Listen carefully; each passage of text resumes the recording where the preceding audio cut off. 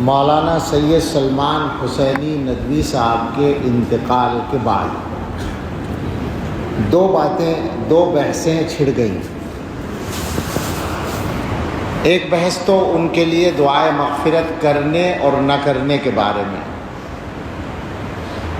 اصلاً تو لوگوں نے یہی چھیڑی جبکہ یہ چھوٹی بات تھی اور کوئی بڑا مسئلہ نہیں تھا، لیکن جن لوگوں نے یہ بات چھیڑی وہ اللہ جانے کہ حق کے نادان دوست تھے یا دانا دشمن تھے، کہ اس کی وجہ سے ایک دوسری بحث چھڑ گئی، اور خاص طور سے ان کا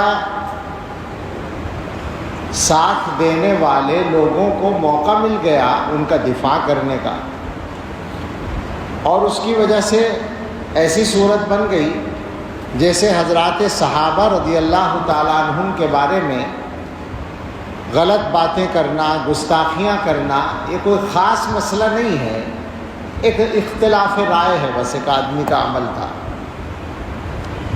بہت سے لوگوں نے شاید اسی کے رد عمل میں تعریفیں شروع کر دی ان کی، کاش یہ بحث نہ چھڑتی، انتقال ہوا، نماز جنازہ ہوتی جیسے سب کی ہوتی ہے اور بات ختم ہو جاتی، لیکن لوگوں نے بحث چھیڑ دی۔ تو اس میں جو زیادہ بڑی بات ہے، زیادہ بڑا مسئلہ ہے، وہی ہے نظریے کا۔ حضرات صحابہ رضی اللہ تعالیٰ عنہم کا مسئلہ معمولی نہیں ہے، اور اس کا تعلق ہدایت اور گمراہی سے ہے، لہٰذا جو حضرات اس معاملے میں مداہنت سے کام لے رہے ہیں، ان کی حیات میں بھی لیا لوگوں نے اور آج بھی لے رہے ہیں۔ بہت سے لوگوں نے یہ کیا کہ ان کی ان غلط باتوں کو، گستاخانہ باتوں کو علمی اختلاف سے تعبیر کیا۔ لوگوں کو یہی پتہ نہیں ہے کہ اختلاف کیا ہوتا ہے، اور یہ جو بات ہے کہ اختلاف رائے کو برداشت کرنا چاہیے، تو کون سا اختلاف رائے ہے جو برداشت کرنے کی گنجائش ہے، اور کون سی بات ہے جس کے بارے میں چپ رہنے کی گنجائش نہیں ہے۔ آج بھی کسی صاحب نے لکھا ہے، انداز ایسا ہے، بڑی مشکل ہے، انداز ایسا ہے جیسے مولانا کی بات کی تردید کرنے والے ان کی عزت سے، ان کی مقبولیت سے حسد کی بنیاد پر ایسا کرتے ہیں۔ لا حول ولا قوت الا باللہ، اس سے بڑی غلط بات تو ہو ہی نہیں سکتی۔ عزت تو ان کی اس وقت تھی جب وہ صحابہ کے بارے میں گستاخی نہیں کرتے تھے، کیا اس وقت کوئی حسد کیا گیا ان کے ساتھ؟ سوال یہ ہے، جب انہوں نے یہ غلطی شروع کی تو غلطی کو غلطی کہا گیا، اس کا تعلق حسد سے نہیں ہے، اور یہ وہ اختلاف نہیں ہے کہ صاحب علمی اختلاف میں ایک دوسرے کی رائے کو برداشت کرنا چاہیے۔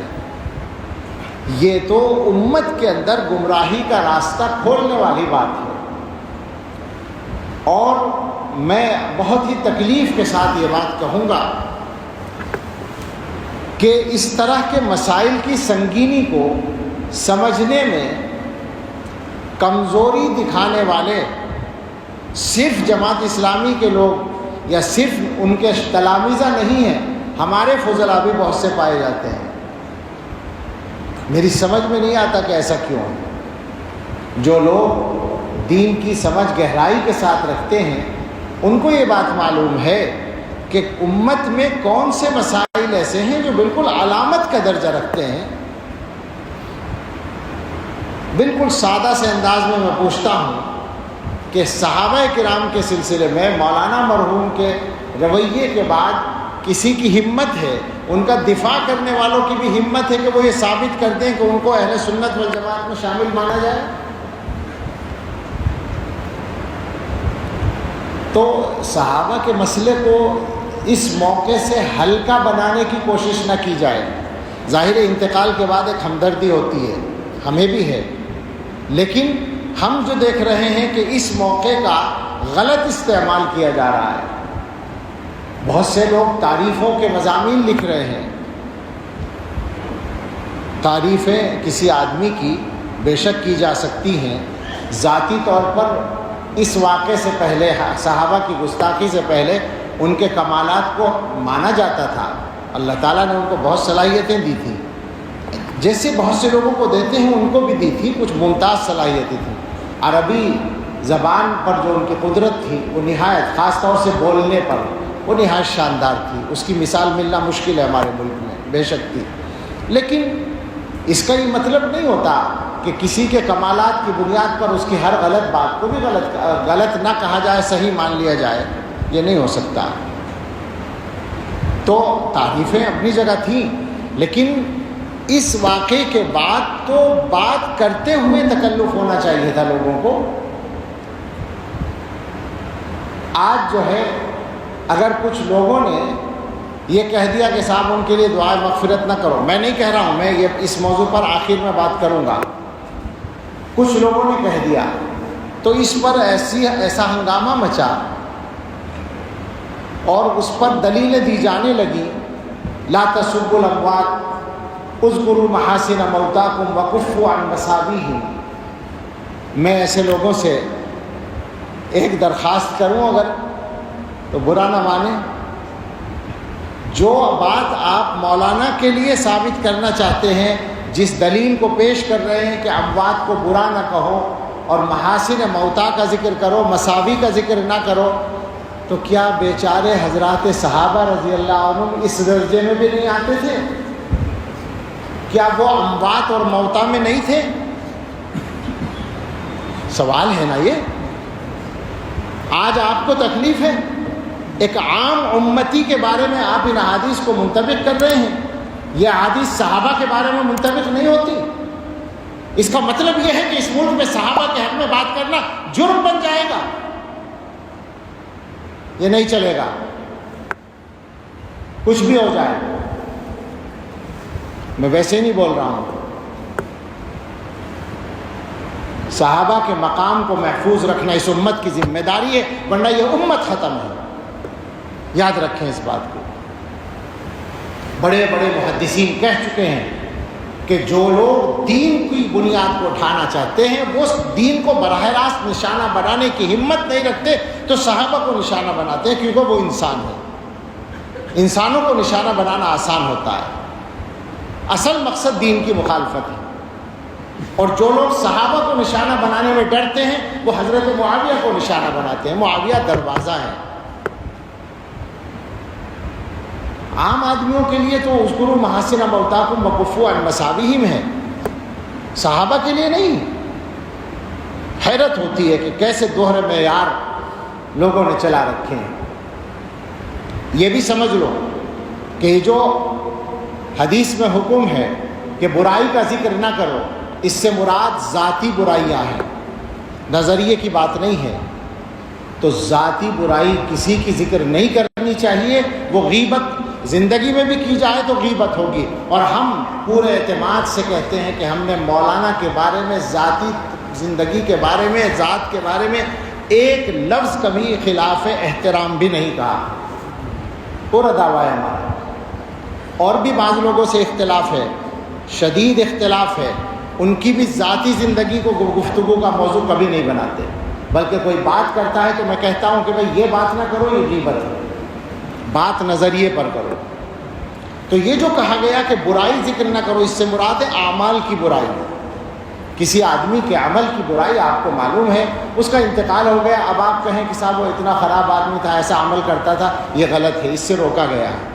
محدثین نے باقاعدہ لکھا، امام نووی رحمۃ اللہ علیہ نے، کہ کفار اس سے مستثنا ہیں کفر کی بنیاد پر، منافقین مستثنا ہیں، اہل بدعت مستثنا ہیں. مبتدعہ کے ان کے نظریے کا ذکر کیا جائے گا غلطی کے، اس کو ظاہر کرنے کے لیے. تو لہٰذا اگر کوئی آدمی یہ کہے کہ گستاخی صحابہ، حضرت معاویہ رضی اللہ عنہ کی شان میں گستاخی یا دوسروں کی شان میں گستاخی، یہ غلط بات تھی، یہ ان کا غلط عمل تھا، تو یہ اس کے ذیل میں نہیں آتا کہ برائی ذکر نہ کرو. ہاں ان کی ذات پر، ان کی شخصیت کی ذاتی چیزوں پر کوئی انگلی اٹھائے تو غلط ہوگا. یہ مسئلہ نظریے کا ہے. تو حضرات صحابہ کے بارے میں ان تمام حضرات سے گزارش ہے جو ڈھل مل ہیں اس معاملے میں کمزور ہیں، اور میں دیکھ رہا ہوں بہت لوگ ہیں، اور یہ خطرناک بات ہے، یہ انہی کے لیے خطرناک ہے جو غلطی کر رہے ہیں۔ یہ اچھی طرح یاد رکھیں، وہ سب اس معاملے میں صحیح راستے پر آ جائیں، اور وہ صحیح راستہ میرا یا آپ کا طے کیا ہوا نہیں ہے، وہ صحیح راستہ فقط علماء دیوبند کا طے کیا ہوا نہیں ہے، وہ اس امت کے سارے بڑے علماء کا طے کیا ہوا راستہ ہے۔ اس میں کوئی اختلاف نہ ابن تیمیہ کا ہے نہ ابن قیم کا ہے، وہ سب اس کے بڑے داعی ہیں صحابہ کے مقام کی حفاظت کے۔ اس میں کوئی اختلاف نہ ابو حنیفہ کا ہے، نہ مالک کا، نہ شافعی کا، نہ احمد کا، کسی کا کوئی اختلاف نہیں ہے، وہ متفقہ چیز ہے۔ اس متفقہ معاملے میں، اس متفقہ معیار میں لوگ باتیں بنانے کی گنجائش نکالنا چاہتے ہیں، اپنے آپ کو زیادہ بڑا سمجھتے ہیں، صحابہ کے بارے میں بات کرنے کی ہمت کرتے ہیں، اور موقع ڈھونڈتے ہیں، موقع تلاش کرتے ہیں۔ ایسے لوگوں کو توبہ کرنی چاہیے۔ بہت لمبی بات نہیں کرنا چاہتا، صحابہ کے موضوع پر تو بہت ساری تفصیلات ہیں، دلائل ہیں، میں بس اس بات پر آتا ہوں کہ ان کے لیے دعائے مغفرت کی جائے نہ کی جائے، تو بالکل صفائی سے بات ہے کہ ان کی تمام تر غلطیوں کے باوجود اور اہل سنت والجماعت کے نظریے سے انحراف کے باوجود اور گمراہانہ باتوں کے باوجود ان کی تکفیر نہیں کی گئی ہے۔ کسی دارالافتاء نے ان پر کفر کا فتویٰ نہیں لگایا، لہٰذا وہ کافر نہیں تھے۔ جب کافر نہیں تھے تو مسلمان تھے، اور جب مسلمان تھے تو مسلمان کے لیے دعائے مغفرت کی جا سکتی ہے۔ یہ بالکل اصولی بات ہے، اس میں ہمیں کوئی تعمل اور تکلف نہیں ہے۔ البتہ ایک بات ہمارے بعض بزرگوں نے کہی ہے کہ زندگی کے اخیر کے چند مہینوں میں وہ ان اختلافی مسائل پر بولنے میں احتیاط کر رہے تھے۔ اللہ کرے ایسا ہو کہ انہوں نے وفات سے پہلے ان چیزوں سے توبہ کر لی ہو۔ رجوع کا لفظ بولنا غلط ہے، توبہ کرنے کا مسئلہ ہے کہ توبہ کر لی ہو ان چیزوں سے، اللہ کرے ایسا ہو، تو ظاہر ہے ان کے حق میں بہت خیر ہوگا۔ مگر اس کے ساتھ یہ ضروری ہوگا کہ ان کے جو اخلاف ہیں، بے تکلف ان سے اپیل ہے، گزارش ہے، نہ یہ ہماری انا کا مسئلہ ہے یا نہ یہ ان کی انا کا مسئلہ ہے، ان کے اخلاف سے درخواست ہے کہ مولانا کی جو تحریرات اور تقریرات، جو تصنیفات اس موضوع پر ہیں اور جو ان کے خطابات ریکارڈ ہیں، ان چیزوں کو آگے چلانے سے احتیاط کریں، ان کو بالکل روک دیں۔ اس کا ایک فائدہ تو یہ ہوگا کہ مولانا نے اگر اپنے معاملات کو ٹھیک کر لیا تھا تو آخرت میں ان کو بہت فائدہ اس کا مل جائے گا، اور ان کے حق میں ایک غلطی کا گناہ جاری رہنے سے وہ بچ جائیں گے۔ دوسرا فائدہ یہ ہوگا کہ خود اخلاف ان کے اس غلطی سے بچ جائیں گے۔ یہ بالکل ہم دردمندانہ اپیل کرتے ہیں کہ اس معاملے کو اب یہاں ختم کریں، اور مولانا سے جو غلطی ہوئی ہے اللہ ان کو معاف کریں، ہم دعا کرتے ہیں، اور اس کی معافی کے لیے سب سے معاون ہوگی یہ بات کہ ان غلطیوں کو آگے جاری نہ رکھا جائے۔ اللہ تعالی ہم سب کو صراط مستقیم پر استقامت عطا فرمائے، اور ہم سب کو حسن خاتمہ نصیب فرمائے۔ یہ مسئلہ، سچی بات یہ ہے کہ لوگوں کے ایمان کا مسئلہ ہوتا ہے اور نظریے کا، بنیادی عقیدے کا مسئلہ ہوتا ہے، اس لیے مجبوراً اس پر گفتگو کی ہے۔ کسی کے انتقال پر اس طرح کی بات نہیں کی جاتی، لیکن چونکہ لوگوں نے بحث چھیڑی، اور میں نے شروع میں کہا کہ جن لوگوں نے یہ بحث چھیڑی پتہ نہیں وہ نادان دوست تھے یا دانا دشمن تھے۔ ایسی بحثیں ایسے موقعوں پر چھیڑنی نہیں چاہیے جس کی وجہ سے لوگوں کو غلط باتوں کے پھیلانے کا بھی موقع مل جاتا ہے۔ اللہ تعالی ہم سب کو صحیح توفیق عطا فرمائے، آمین۔ وآخر دعوانا ان الحمد